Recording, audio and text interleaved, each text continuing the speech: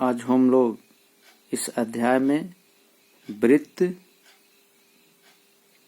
की अवधारणा, इनकी परिभाषा तथा केंद्र, त्रिज्या और व्यास पे चर्चा करेंगे।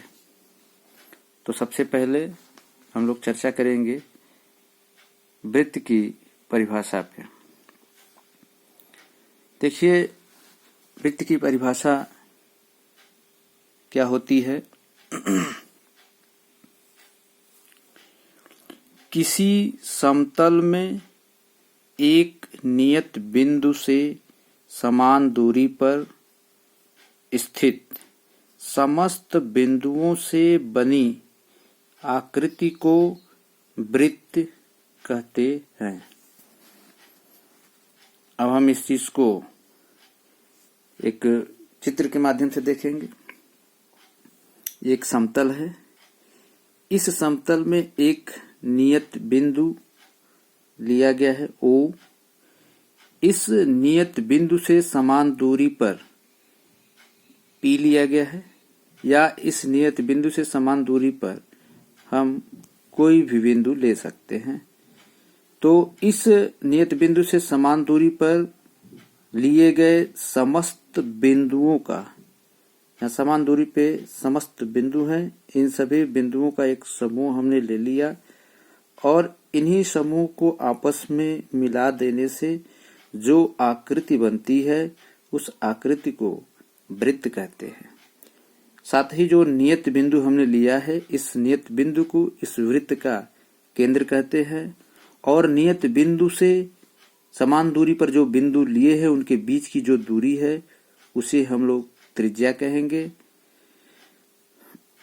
और जो सभी बिंदुओं का समूह मिला देने से जो आकृति बाहर बाहर बनी है, आप देख रहे हैं, इसे हम परिधि कहेंगे। दो त्रिज्याओं को अगर हम आपस में मिला दें जो केंद्र से होकर के जाए एक साथ, तो ये देख रहे हैं आप R और S, यहां से यहां तक की जो बीच की दूरी है इसे हम व्यास कहेंगे।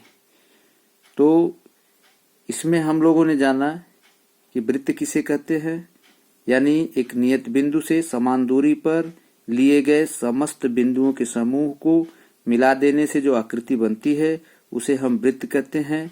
नियत बिंदु से समान दूरी पर जो बिंदु लिया गया उसके बीच की दूरी को त्रिज्या कहेंगे।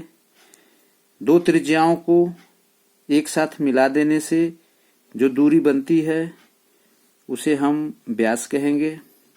और नियत बिंदु से समान दूरी पर जितने भी बिंदु लिए गए हैं उनको एक साथ मिलाने से जो आकृति बनेगी उसे हम परिधि कहेंगे। इसको हम एक छोटी सी गतिविधि के माध्यम से भी देख लेंगे। ये एक समतल है और इस समतल में अनंत बिंदु रहे हैं। हमने बस कुछ बिंदुओं को लिया है। इस अनंत बिंदुओं में से मैंने सबसे पहले एक नियत बिंदु लिया।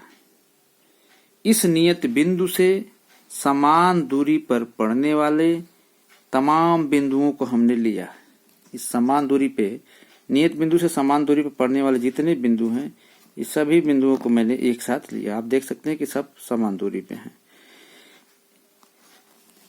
अब इन बिंदुओं को समान नियत बिंदु से समान दूरी पर लेने के बाद इसको हम इसका एक हमने समूह बनाया। कैसे? इनको एक समूह में हमने रखा, इस प्रकार से आप देख सकते हैं।